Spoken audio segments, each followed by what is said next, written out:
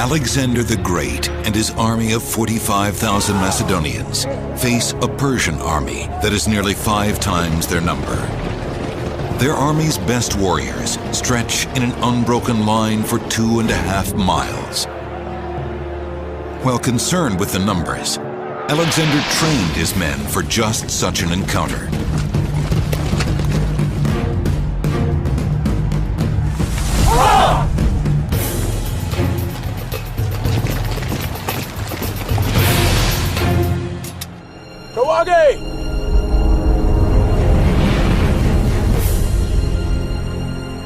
Darius had laid out his battle line in a way that was a tremendous challenge for anybody. It was 2.5 miles long, and there were fairways, killing zones laid out for scythe chariots. Chariots with iron blades on the front and on the sides. The Macedonians, no matter how far they stretched out their line, they still were going to be overlapped by about 1/2 mile. So Alexander was walking into a double envelopment where Darius was going to send his cavalry from each side while he was sending these scythe chariots at Alexander. Well, if you're Alexander, what are you going to do against something like that? Alexander viewed each battle as if it were a chess game, and he knew this would be a difficult match.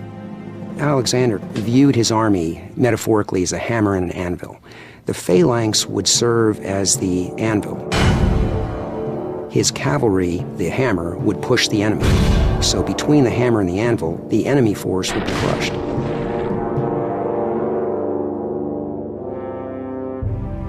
In every previous battle, Alexander's hammer and anvil tactics had worked flawlessly. But at Gaugamela, this approach was useless. With a Persian line stretching for over 2 miles, Alexander's cavalry could not possibly outflank the enemy. He would have to come up with an entirely new strategy.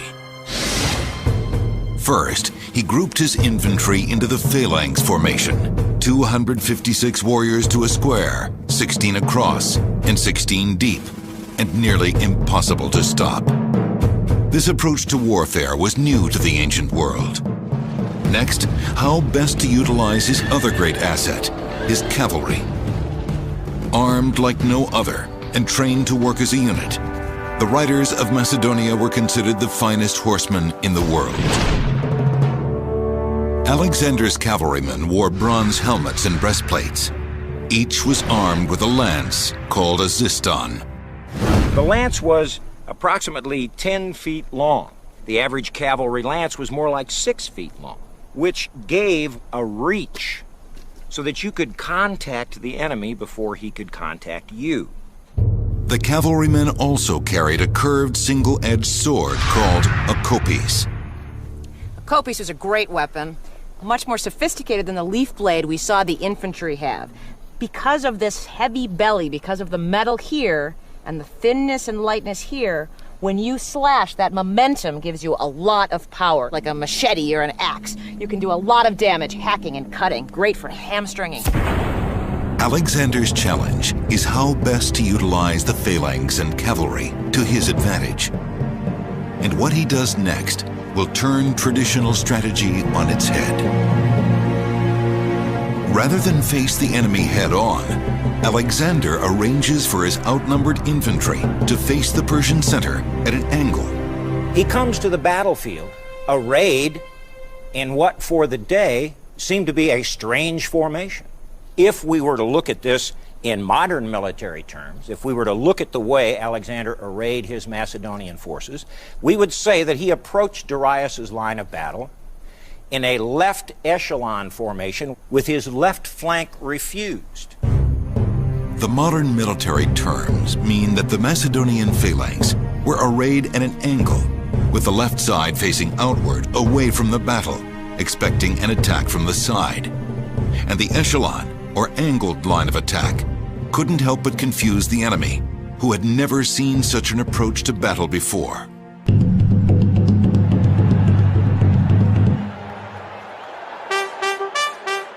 The Macedonian front line begins to march toward the enemy.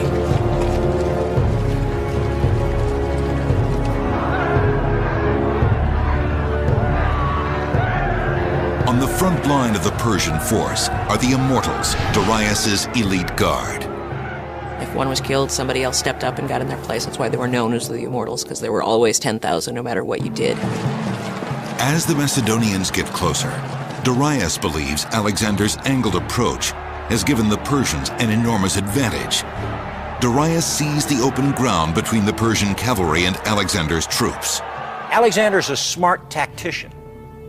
He knew that if you offer a cavalry-heavy force open ground, that cavalry will charge across that open ground. It was a given in Alexander's mind that if he offered that open ground, Darius would take advantage of it. And he was right. Darius orders his cavalry to charge the Macedonian left.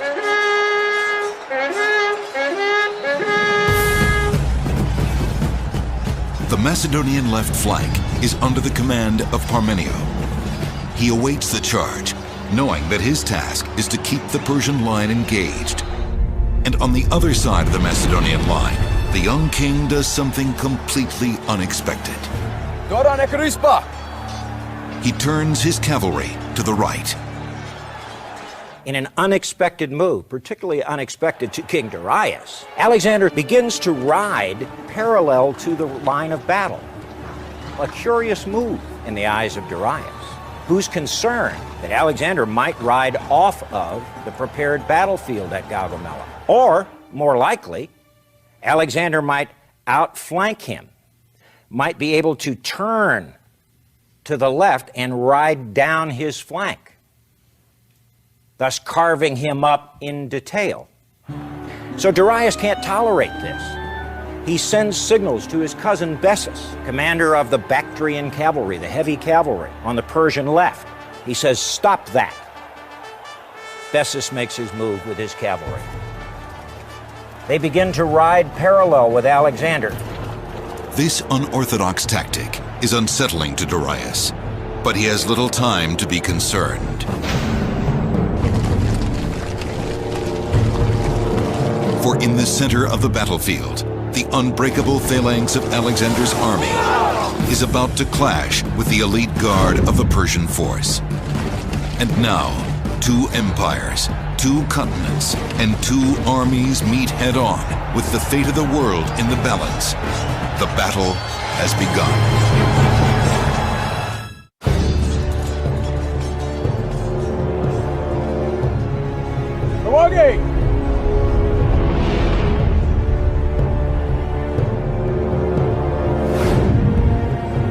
October 1st, 331 BC, the outnumbered army of Alexander the Great is about to collide with the army of the Persian king Darius.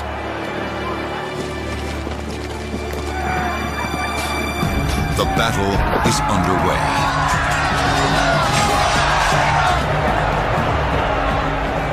As the center and right clash, Alexander and his companion cavalry continue to ride to the right, while the Persian cavalry matches their every move.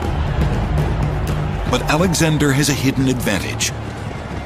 Running on foot between the horses of the cavalry is a complete regiment of peltasts, Alexander's light infantry. Peltasts were the skirmishers who were seen all around the battlefield, in and out, with lots of a variety of weapons. And when they hit you with stuff, they pelt you. So we still use that word today, from the peltasts, lobbing you with sticks and stones. Now, they used several weapons, these peltasts. They used short bows, short-range arrows. They used javelins. They'd have a weapon much like this, a light, very aerodynamic spear, not designed so much for range, but designed for velocity. From that, we get this sort of thing. Charles, thank you. This is the modern scholastic competition, Olympic-style competition, javelin. Thing to remember is, from that came this.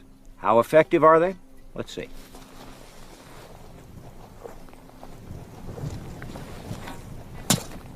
So javelins were used by peltists, by skirmishers, out in front of the battle line to pick off high-value targets, those officers, those chariot crews, and to keep the enemy on edge, unbalanced. One of the other weapons that they used was really quite common to the era. It was called the sling. They might look something like this. A very simple piece of gear. A leather pouch, sewn so as to give it a pocket to contain the missile or the rock, and two plated or braided lengths which would serve to launch the missile.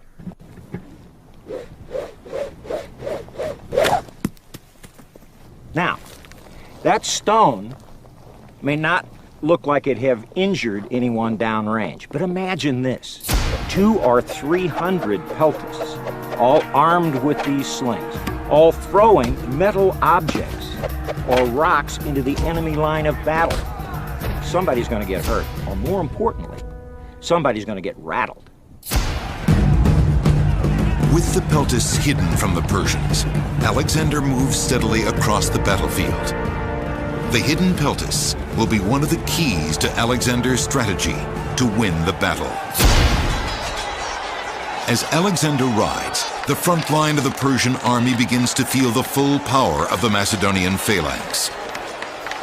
Seeing his elite troops pushed back, Darius decides to deploy his most feared weapon, the scythed chariot. A scythe chariot was basically a two-wheeled chariot with scythes, so blades attached to the wheels, so they stuck out horizontally, so they would cut down people who they hit. 200 scythed chariots, the supreme weapon of the Persian army, burst forth from Darius's front line. Most opposing commanders might have seen only two defenses against this onslaught. Either stand their ground or retreat before the giant blades and regroup later.